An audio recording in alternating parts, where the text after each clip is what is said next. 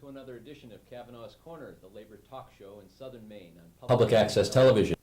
I'm Mike Cavanaugh, the host of our show, and with me this afternoon are some guests, three guests from organizations throughout Maine that we're going to be talking about today. To my left is Matt Howe. Matt is the executive director of an organization called Maine Share, and that's really the major focus of our discussion this afternoon is going to be about Maine Share and what your organization is all about. Pleasure to be here. Also with me to my right is Wendy Rose. Wendy is in charge of research and projects for an organization that is part of the Maine Share Network, an organization that has been known as the Maine Displaced Homemakers Program, and is now the Maine Center for Women, Work, and Community. Right, we just changed our name. Okay, but Wendy has not changed her name. She will remain Wendy throughout this program. And to my far right, sort of, is Vinnie O'Malley. Vinnie's a returning guest star on Cavanaugh's Corner. He's been here in other iterations, and today is here as the executive director. Still waiting for his residuals. That's right. Of the Maine Labor Group on Health. And the Maine Labor Group on Health is also a member organization that participates with Maine Share. Let me just sort of start for our viewers to explain very briefly, because I'll leave it to the experts to describe this in more detail. But Maine Share is an organization that provides a way for people to contribute through workplace giving and campaigns similar to United Way charity contribution campaigns, to provide an opportunity for Maine people who wish to contribute to some organizations that are involved in maybe social change would be a way I'd describe this. In any event, it's a new organization. Most viewers are probably familiar with United Way, and the United Way programs are very important programs here in the state of Maine. The AFL-CIO has been a major supporter of the United Way programs for years. We continue to be. But we are also supporters of the endeavors of Maine Share, and we hope this program will help introduce viewers to Maine Share, to what the idea is all about, and how you can help participate with some of these very important organizations. So with that as a very quick introduction, let me ask you, Matt, as the director, if you could describe a little bit about Maine Share, where it came from, what it's all about. Okay. Well, I have two of my ACE board members here to help me out and chime in whenever. Well, across the country, there is a movement among nonprofit organizations and working people to expand the traditional workplace giving campaign. With all due respect to the important causes supported by United Way, there has been tremendous change, upheaval really, in the nonprofit sector over the past 10 to 20 years. And that means, number one, that there is a whole range of nonprofit organizations that are serving pressing needs that are not part of United Way. And number two, it means that with the workforce changing so much, with so many more women, minorities in the workplace, the diversity of charitable interests that needs to be addressed through these campaigns has expanded significantly. So Maine Share is one of close to 100 alternative funds, we call them, around the country, which are representing nonprofit organizations serving minorities, labor, people of color, the environment, a whole range of causes and programs that are, for whatever reason, not part of their local United Way. And we have formed umbrella organizations in the same manner that United Way is structured, to go into the workplace as a single entity to campaign alongside United Way in what we call a combined simultaneous drive. One of the things workplaces are concerned about is that they're going to have to do the same thing they do for United Way all over again and have separate appeals. But what we are proposing and what we are doing here in the state of Maine is running combined giving drives that offer Maine Share, United Way. There are a couple other umbrella groups. Combined Health Appeal of Maine is one. They fund Maine Lung Association, the Muscular Dystrophy Association, and so on, who all work in partnership to provide employees with a whole menu of charitable options. So it's really that the traditional campaign is hardly changed. It's just additional materials or a combined brochure for some of the campaigns. And we have had tremendous success in building this program over the past 5 years. There are now about 55,000 Maine people who can give to Maine Share through payroll deduction at their place of work. That includes all federal employees in Maine, all state employees, all University of Maine system employees. Most of the large municipalities now offer Maine Share, the city of Portland, Bangor, Augusta, Auburn, as well as several nonprofit organizations and several law firms, some colleges, Bowdoin College and Bates College are participating. And we are, this isn't just a good idea. We're finding that people really want the product that we're offering them. And Vinnie and Wendy can talk about two of the programs we represent. We can talk about some of the others as well. But just this fall, we're winding up our 5th annual drive, and we've seen giving at some of our major workplaces go up significantly. At the University of Southern Maine, we raised $5,500 last year, and we raised $6,500 this year. At Bowdoin College, we went from $6,000 last year up to $8,500 this year. At the city of Bangor, employees gave $1,600 last year and $2,700 this year. So I think the Maine Share message is getting out there, and people are more aware of what we're doing and see that the organizations we're funding are really addressing a lot of causes that they care about. Well, I know we'll come back to this, but Matt and I have just worked together on bringing Maine Share into through a union contract up in Waterville at the Hathaway shirt plant. Right.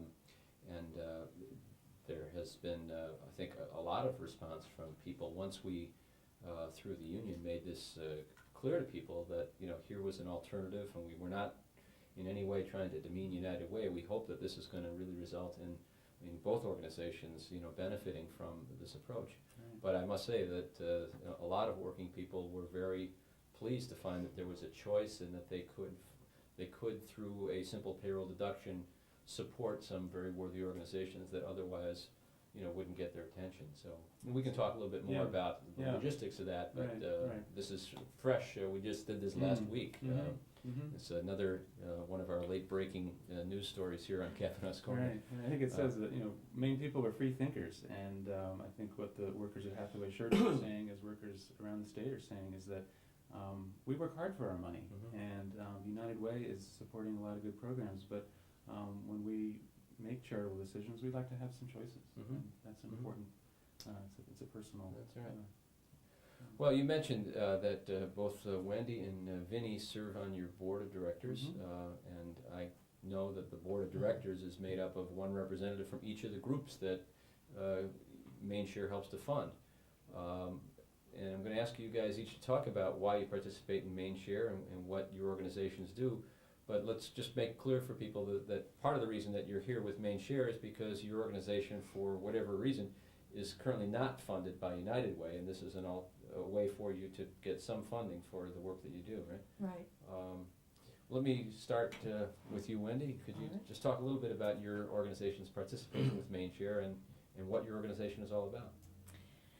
We are one of the founding members of Maine Share, actually. We started way back 5 years ago, and we're one of the original 8 groups that helped to create Maine Share.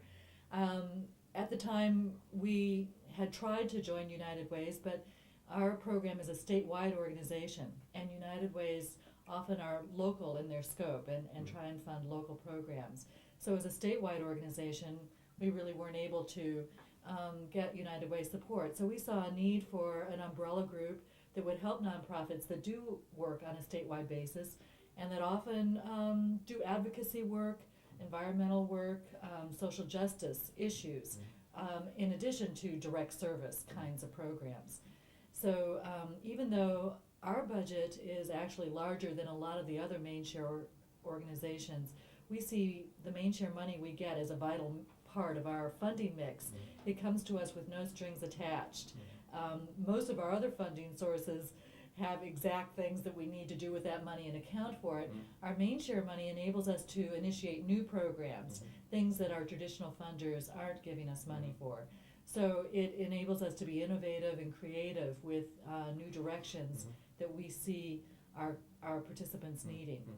And how about just very briefly to start by describing what is the Maine Displaced Homemakers program or the Maine Center for Women Working Community. Most of our viewers probably aren't familiar. All right.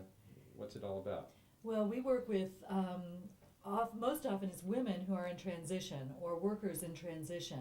Our prime target population in the past has been displaced homemakers, women who have worked in the home, but because they become separated, divorced, widowed, their husband becomes disabled or unemployed, they now have to find employment in order to support the family economically. We have expanded that traditional base of our work and are now working with unemployed workers, refugees and immigrants, women who have been in the workforce but want to upgrade their skills and get better paying jobs. Mhm. So over our 16-year history, we've developed a wide range of services, starting with self-esteem workshops, assertive communication, then a more intensive career life planning workshop. We are national innovators in training women to start their own businesses. Our New Ventures class has graduated over 200 people who have, half of whom have gone on to start a business. We also have a new program to help women learn how to become community activists and impact the economic development decisions that are being made in their communities. So we have developed a wide range of services to help people who are in transition to move from a crisis or from dependency and find self-sufficiency and stability. Well, I think probably viewers of this program will recognize why an organization like yours is so important to us, and what the linkage is between unions and workers and a program like the Maine Center for Women Working Community. I'm sorry, it's going to take me a while to get the name down. We've participated a lot on the READY teams too. That's when right. plants have been shut down, we're part of the programs that come in and talk with workers about our services to help them in that transition to new employment. Right, I know there's a lot of our union members, particularly in the textile and clothing industry, who've had to avail themselves of those services and programs, and it's really important that you're there. Vinnie, let's ask you for a minute to talk a little bit about the Maine Labor Group on Health. I know when viewers recognize seeing you that they know you were here talking before about health and safety issues, but this is a full-time vocation for you, so talk a little bit about that. Sure, thank you. Maine Labor Group on Health is, some folks know, we've been around since 1977, and we have had some experience, again, with workplace giving through United Way, but a lot of the work that we've done earlier has been advocacy work. Again, we're a statewide organization, and in lobbying for legislation, occupational health and safety legislation, that has pretty much disqualified us, some of the work that we do, from being a United Way agency. We've, at this moment, we're concentrating on hazardous material training. We just received an EPA grant to do train economically disadvantaged workers to safely remove lead. That's an area that we'll be moving into. My experience with Maine Share has been an absolutely positive experience. This is our second full year, and it's critical to an organization that does have a rather small budget to be able to actively go out and try to talk to some of the workers who we've trained to allow them to be able to support us through workplace giving. Has really been great. The other thing that I would comment on is that the activities of the board, it's wonderful to be, we're involved in some of the core issues. Those service organizations are very important in some of the work that they do, but the organizations that are in Maine Share, we feel that there are a lot of kindred spirits, and that we're able to work on some projects that are important to all Maine working people. Well, the Labor Group on Health is really the organization through which I and the show were really introduced in a formal way to Maine Share and the Maine Share idea, because we as unions certainly try to promote healthy and safe workplaces, and we're always involved. Our members obviously face hazards on the job, and the Maine Labor Group on Health is the one statewide organization whose mission really is focused on health and safety advocacy from a working person's point of view. And clearly there are lots of companies who've gotten religion on this question of safety in the last few years, and there's lots of activities, but consistently trying to press for improvements in safety conditions and training of workers from the point of view of working people, it's been the Maine Labor Group on Health. So it's really important to know that there's a way to sustain an organization like Maine Labor Group on Health, and it's not to suggest that Maine Share is the only way that your organization or Maine Displaced Homemakers has been able to financially survive, but they're important pieces.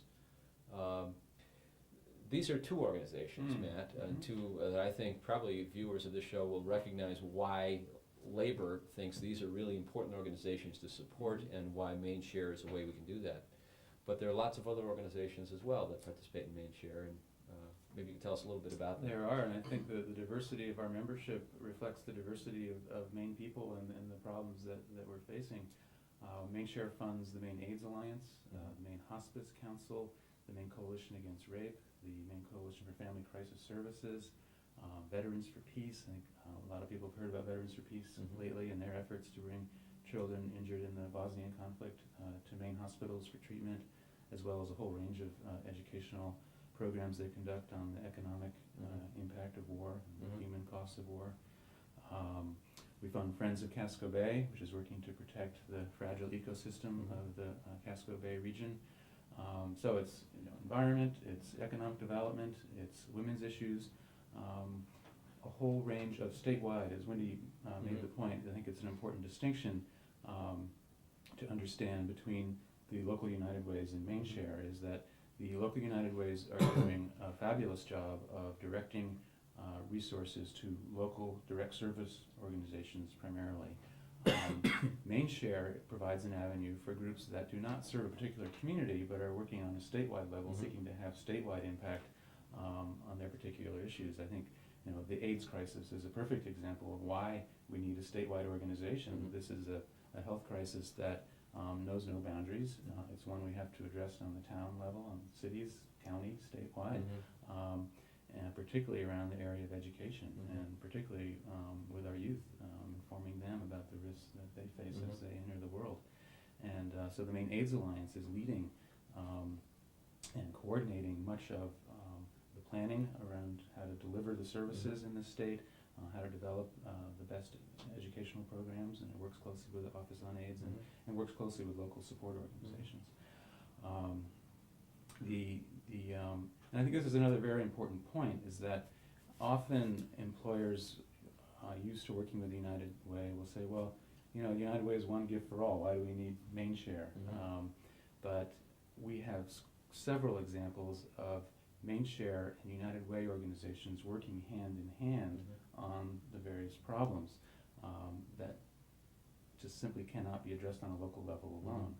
The coalition organizations, the Coalition Against Rape and the Coalition for Family Crisis Services, is a very good example of that, in that they are independently incorporated organizations, but they were created by the local rape crisis shelters, the local domestic violence shelters, most of which receive United Way funding in their local communities. But a few years back, these groups got together and said, look, we are besieged by dealing with crises on a day-to-day level. We have also to deal with educational issues on sexual assault and domestic violence, on policy issues. We have to have a voice in Augusta to ensure that there's state funding for these local programs. So these coalition organizations were created, and there being no statewide United Way, Maine Share is the only way for these groups to go into the workplace and get their message across. So it's not, on one level all nonprofits are competing for scarce charitable dollars, but we see this much more as a complementary relationship between United Way organizations and Maine Share organizations. Both are vitally needed to work on the complex problems in Maine, and so we look at promoting partnerships and promoting workplace giving and promoting the spread of information about all the organizations.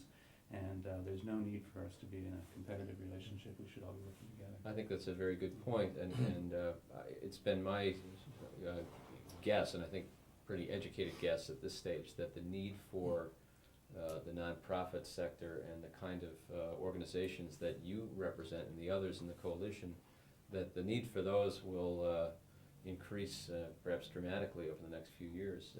the state of Maine. Yeah, I can just add something to that about the corporations, that we developed a proposal along with Refugee Resettlement, which is a United Way agency now in Portland, to do some information education for new immigrants about workplace health and safety, about workplace rights. There's a lot of folks who are coming to, especially to the southern Maine area, with no idea about what exactly are their rights on the job, and in regards to health and safety or various other standards, and so that's there's a classic case of cooperation.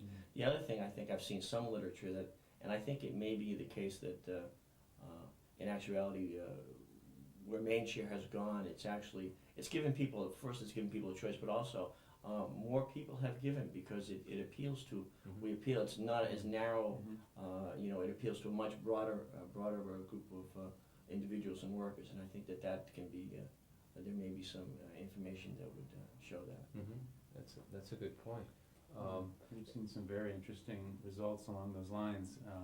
There are many variables which will determine how a given workplace campaign will do in a given year. The economy, the internal issues in the workplace, and so on, how well the campaign is run, the type of leadership it has. But we've seen some good examples of how Maine Share has come in alongside United Way, and not only has overall giving gone up and overall participation gone up, but United Way has gone up.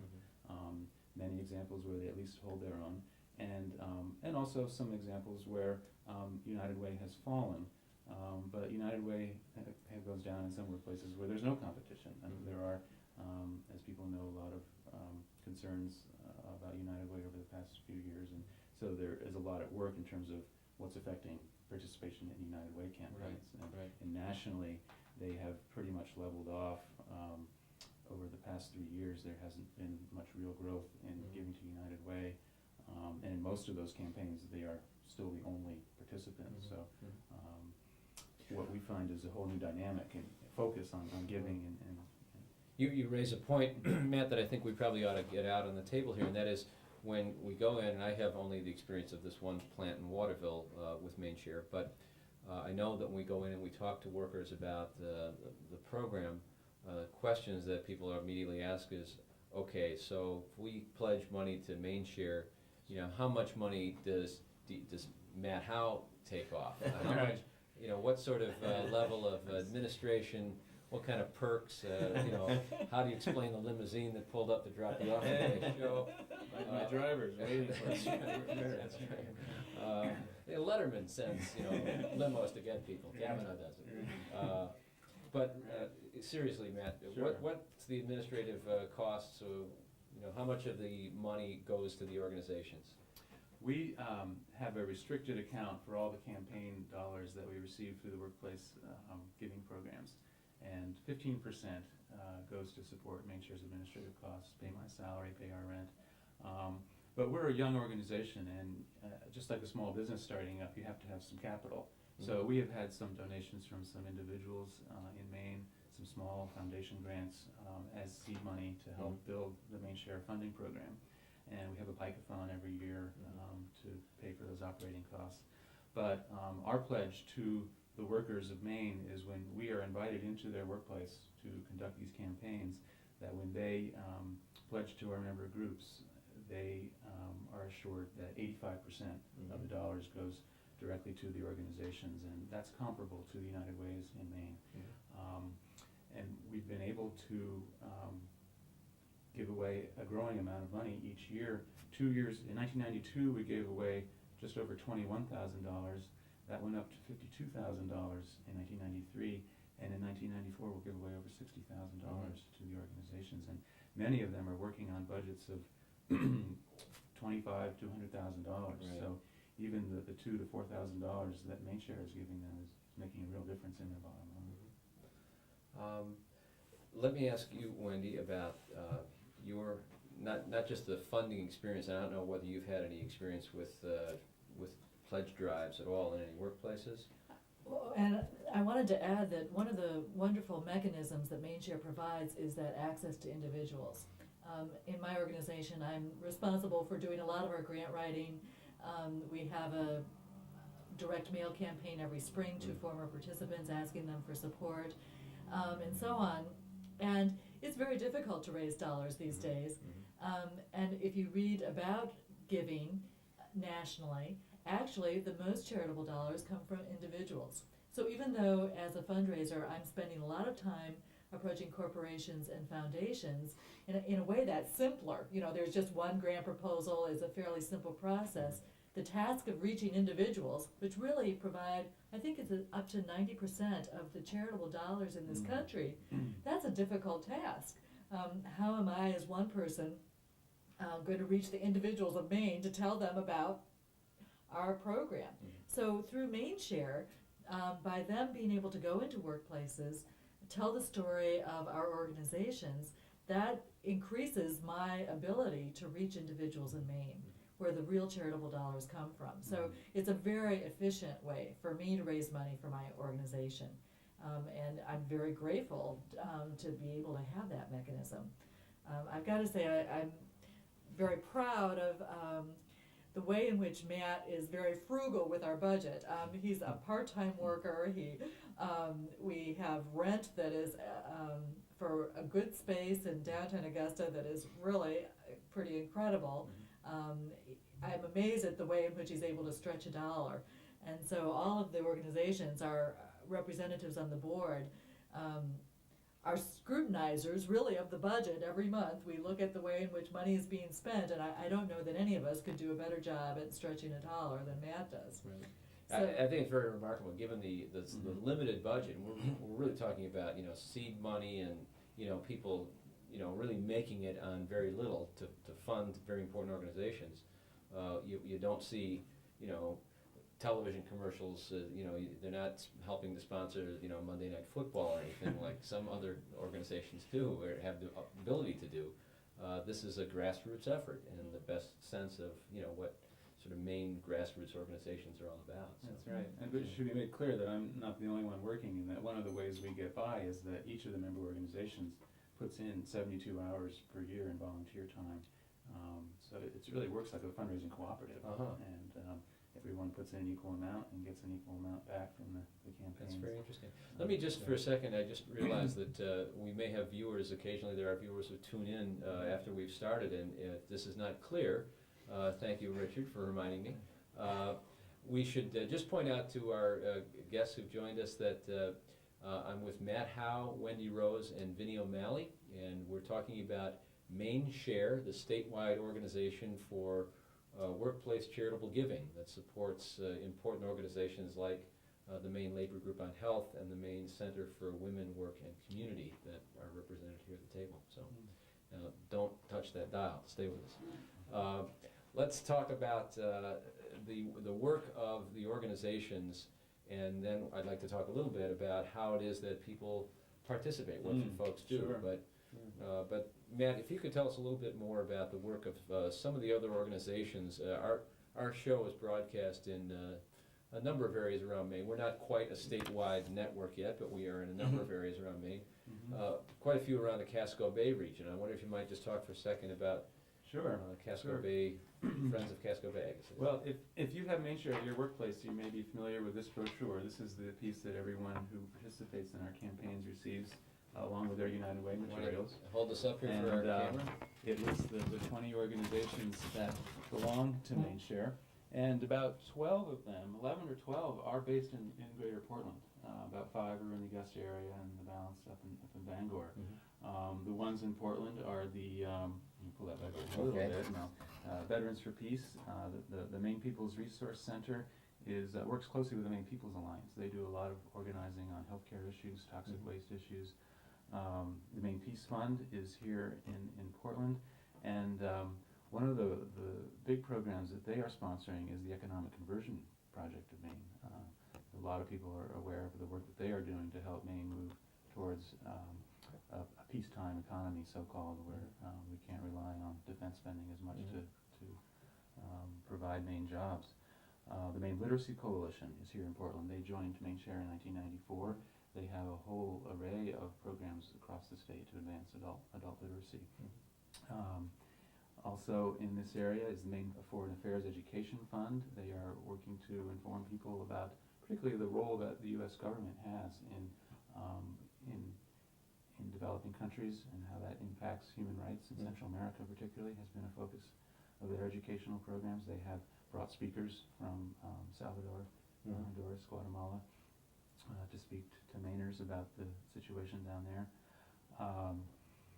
Let's see, the Maine Civil Liberties Union, I think, speaks for itself, is an affiliate of the American Civil Liberties Union and addresses a whole range of civil rights and constitutional freedoms, protecting the constitutional freedoms for Maine people. The Maine Center on Deafness is in Portland, and they are an advocate for the hard of hearing and people with total hearing loss. And they provide both direct services to individuals and advocate on a statewide level for the interests of the deaf and hard of hearing. The Maine Animal Coalition is in Portland, and they have a lot of educational programs as well around animal welfare issues, and they monitor pulling events at fairs. They're concerned about the welfare of animals in these types of activities, dog racing and so on, and have a very strong following. They receive a lot of designations through our campaigns. Let's see, I mentioned Friends of Casco Bay earlier. They have the Baykeeper program. Many people might be familiar with Joe Payne, who spends a lot of time out on Casco Bay in a boat that they have managed to purchase, and he monitors oil transfer operations. He looks for unlawful sewage discharges and to ensure that and they have a whole citizen-based water quality monitoring program to keep close tabs on potential new sources of pollution, and are also doing a lot to try to open up some clam flats that have had to been closed due to pollution. The Coalition of the Psychiatrically Labeled in Maine is based in Portland, and they're a very impressive organization run by mental health consumers, people who have been through the mental health care system. Many have spent time at AMHI, but have created and run this organization on their own, working for the interests of that community. Okay. So these are all organizations that are not, for various reasons, not able to be supported by United Way, but people can support them through Maine Share. And you mentioned something, Matt, a second ago that I don't think we described to our viewers, and that is that when people participate in the Maine Share program, when you get a pledge card at work to sign up for a contribution, you can designate your contribution to any of the organizations, so all of the organizations, restricted to some of the organizations, and that's in some ways, I know from personal experience, that's one of the campaigns that we just ran. There were some of our union members that designated some money specifically to the Labor Group on Health because they are very concerned about health and safety issues. There's a number of working women in our union who designated specifically to the Maine, what they thought was called the Maine Displaced Homemakers Project. And that's, I don't know whether somebody, Matt, or one of you guys wants to talk about that, the designation issue. Well, this is a donor-guided fund, and if you're giving away $60,000 a year to 20 organizations, we don't feel that we can decide how to divide that money up, and we feel that the people of Maine know what the issues are, know what they care about, and they should have the right to decide where their dollars go. And this has been a concern for many years in United Way campaigns, where there have been varying levels of responsiveness by local United Ways to employee designations. And there clearly have been some examples of United Way not honoring those designations. I think they've done a lot to improve that situation. But what we can guarantee everyone is that when they make a designation to the Maine Share Group, that represents an allocation above and beyond what they would have received from the shared pool of dollars. Because we track those designations dollar for dollar, and that shows up in our allocations report, where the grants range from just under $2,000 to about $7,000 per year. People wouldn't be surprised to hear that the Maine AIDS Alliance gets a lot of designations, issue on a lot of people's minds. Right. And it's also, I know, Matt, you answered this question before for our folks, but if there are people who have some personal or religious or whatever objection to any specific organization, they can designate that organization not receive funds. Right. If there's somebody who is not for health and safety workplaces, somebody who's for unhealthy and dangerous workplaces, you can designate that none of your money goes to improve But that was important as well, because, you know, there are people who look at that and say, well, you know, I don't like this or that organization. Well, that doesn't mean you have to then not participate. It means you can, Yeah, you and know, that's opt fine, out. and that's what philanthropy is all about. People are different, and their giving interests are different, and that's what we're asking employers to recognize, is that despite all the fine work that's done through the United Way network, that for whatever reasons, it's not everyone's cup of tea, and or people want other choices because they know there are other problems or other ways of approaching those problems that Maine Share is addressing that United Way simply cannot, because they have to keep funding the good work that they are, and they should. I'm actually in a workplace that allows for payroll deduction giving, and Maine Share and United Way and a couple of the other umbrella organizations are part of that. And as somebody whose salary isn't very large, that whole payroll deduction option is a wonderful one for me, because I can give $1 or $2 or $3 per paycheck, and I don't really feel that too much. And yet, at the end of the year, that has added up for the organization that I'm giving to. And it makes me feel like I'm really contributing to the solution. We hear a lot of the news about all the problems we're facing and the challenges in Maine and budget crises and so on. And as an individual, you feel like, well, what can I do about that? The problem's so large and I'm so small.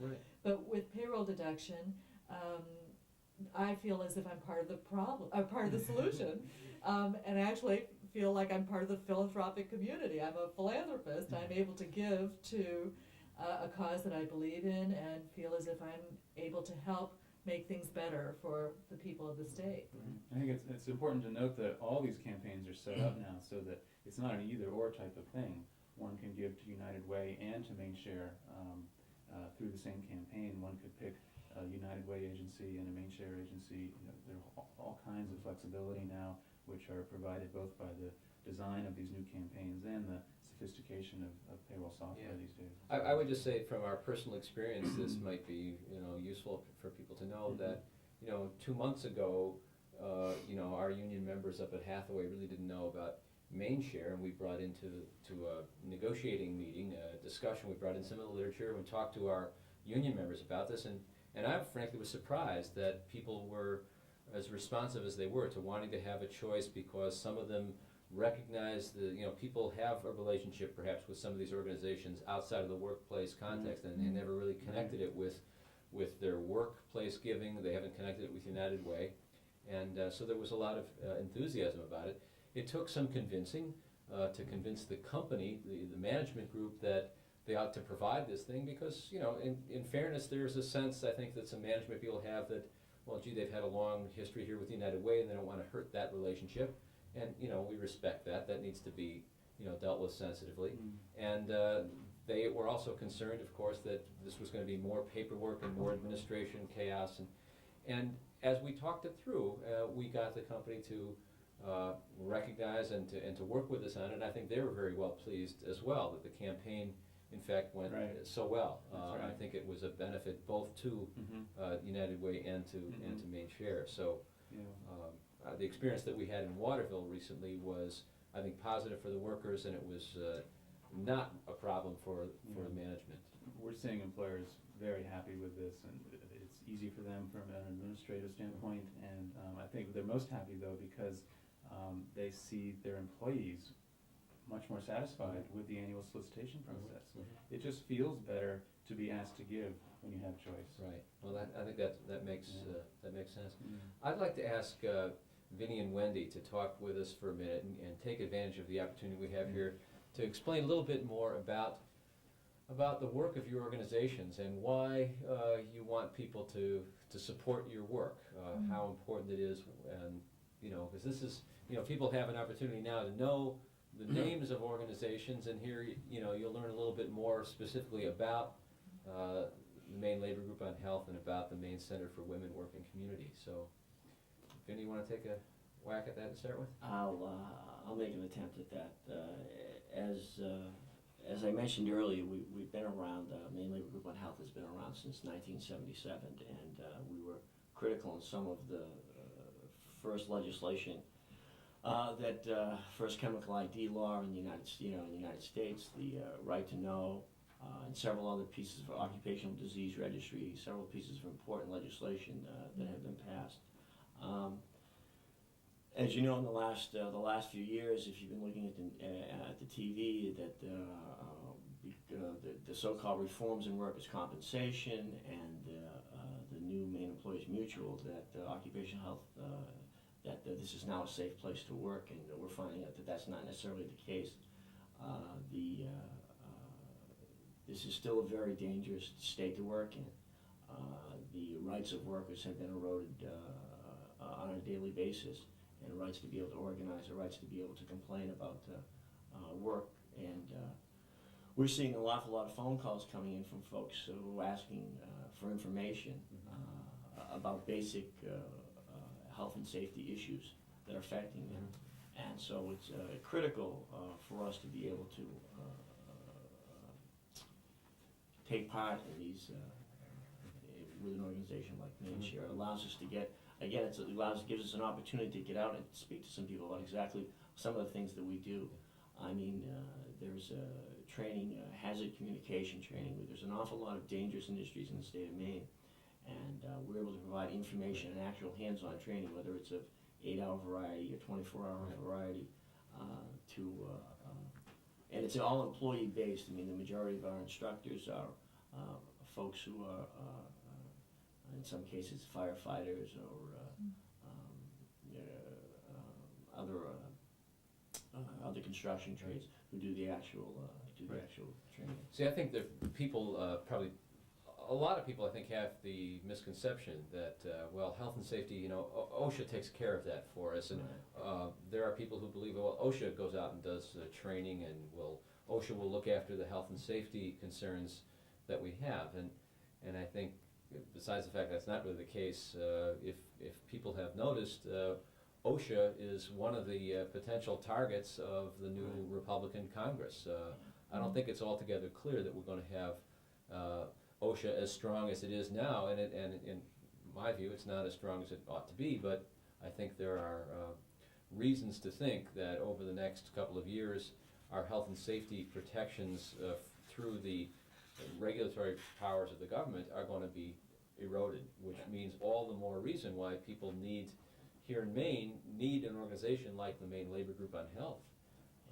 Absolutely. I mean, I think we don't do a whole lot on the national level. We are based in Maine, but and we have a good relationship with the OSHA office here. We have had a long term actually advocated that the OSHA office be opened in the state of Maine. Right. We were one of the original advocates for that position. But we understand they are understaffed, and now the climate, as you said, in DC has already had a direct effect. I mean, there's some statistics out there that they just can't get around. Although they've got some innovative programs, the OSHA 200 program is a good project, and a project that we're going to be doing some work on. There just is not the capacity in this office or nationwide to do the inspection, to get the information out, and you know, we will try to play a role in that. I think you're absolutely right when you say that is that climate is already being felt. Yeah. And I just think it's particularly important for people to look down the road and see that we're really going to need the Maine Labor Group on Health, and we're really going to need the Maine Center for a Women Working Community, because as you described, Wendy, earlier, you're working with a lot of displaced women who are displaced, laid off from plant closings, layoffs, and and we've had an awful lot of that in Maine. It doesn't seem to be getting any better. And given the crisis that we're facing with the state budget and all of the talk about welfare reform, that is talking about a target population that you folks work with. Could you talk a little bit about that? We serve about 1,000 women a year across the state. We have 14 centers that are based all the way from York County up to Aroostook County. So we are in both the urban centers and the rural communities, and are able to reach out to women across the state. And as I mentioned before, we really work with them from maybe a point of crisis where their family finances have hit bottom and they really need to go out and find a better job or a job to support their families. And about 25% of our participants are on welfare, are AFDC recipients. and they go through our sequence of programs and are able then to decide what kind of job and career they want that can really support their families. We often encourage our participants to consider further training in technical careers, in non-traditional occupations, to get further education so that the jobs that they get won't be just simply at the minimum wage level, but will be at a living wage level. So these variety of services have helped countless women across the state over our 16 years to find employment and be able to support their families. We are also involved in helping women start their own businesses. That is often an option for women perhaps who have been laid off.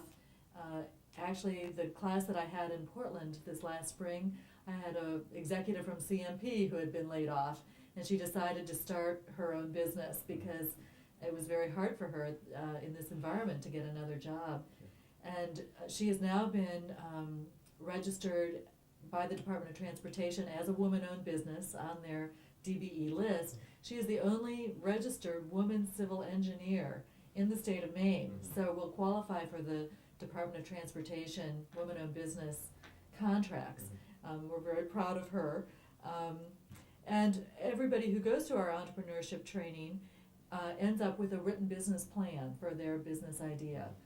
The businesses cover the whole gamut of service and product, professional, service, retail. So for women who've hit a glass ceiling or for women who've been laid off, often starting their own business is an option.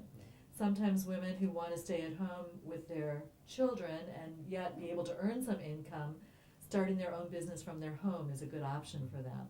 So we have a nationally recognized entrepreneurship training program. We're also very concerned about these broader issues. All these years that we've been working on the inequities that women face in the workforce, earning only 70 cents for every dollar a man makes, graduates of college, women graduates of college earning less than men who graduated from high school. These are inequities that women have been working on for years, and we've been involved in many advocacy efforts on a statewide basis to try and address these issues and help to balance things for women. Many times they find themselves as the sole breadwinner now in families, or if a husband becomes laid off for periods of time, the wife's income is the one that's supporting the family. So these inequities really need to be addressed and erased. So we're trying to get to the table, so to speak, whenever there are discussions about economic development, the jobs that are created, quality of life, training the workforce. The workplace is changing a lot of new technological things. So a woman who took a high school typing class can't just walk into a workplace now 20 years later and expect to be able to support her family. I think it's clearly, and I know I have a perspective that's, because our union represents a lot of women and a lot of women workers who are facing layoffs, unemployment in an industry that seems to be increasingly going offshore. I know it's a critical matter for a lot of people to be able to find some way of surviving in this economy, which is not kind to those people who actually have to labor for a living, and people get used up and disposed and thrown out all the time.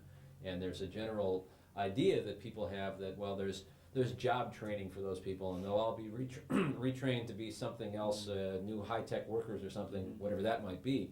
And the reality is people are facing our folks aren't hitting the glass ceiling yet. They're still stuck in the basement trying to get up to the first level, and there are not a lot of doors open to them. So, the program that you're with is something that can be of great benefit to a lot of people that I know, and unfortunately probably to a whole lot more people in the state of Maine as we move into this new world order and the new global economy and the new whatever you call it. It's not particularly friendly to workers. We're also trying to work with the unemployment system. There are a couple of new federal grants that have come to the state that our program is helping to manage to help train unemployed workers in entrepreneurship and starting their own business, as well as low-income individuals. So that's one arena where we're working with the Department of Labor and the unemployment system to help some of these laid off folks Mhm. look at another alternative perhaps. Actually, that's where a lot of new jobs are being created. It's with the micro enterprises or the small businesses that are 5 employees or less. Right. So we're trying to help those people who choose that path make a success of it, get the skills they need in how to create a business plan, how to set up their bookkeeping system, how to do the marketing aspects, so that when they do start a business, then their chances of success are greater. Right. Well, the chances for anybody to be able to access your program or to make use of the work of the Maine Labor Group on Health and all of the other organizations that Maine Share contributes to depends on, in part, on the success and the survival of Maine Share. That's right. And I guess I'd like to wrap up by saying that we're working very hard with employers across the state to expand our campaign into more and more workplaces. But we can't do it alone. We find that when we go directly to management with our proposal that we rarely succeed unless they are hearing from employees at all levels of the firm that this is something they want. Primarily because of the strong tradition of the United Way, most business executives are unwilling to consider this unless they hear support from Right. their own people. Right. So we look forward in the months ahead to sitting down with union groups, with employee associations, with all types of workers in their places of work. Perhaps certain large firms could form committees around this issue to look at it. And we would like to come out and speak to you. I can do it, Vinnie, Wendy can do it, other board members of Maine Share. We want to get out and talk to you and work with you to set up expanded campaigns with more choice. Yeah. Well, I hope that viewers of this show will have some of which, some people may consider this as something they would like to pursue a little bit further. Because you're right, it's not something that people should sit back and expect that someday Right. they're going to get a letter from Right. personnel saying, Maine Share is here. That's right. You've got to take some initiative to make this happen. This is a grassroots effort in the state of Maine, and you know, it can be done.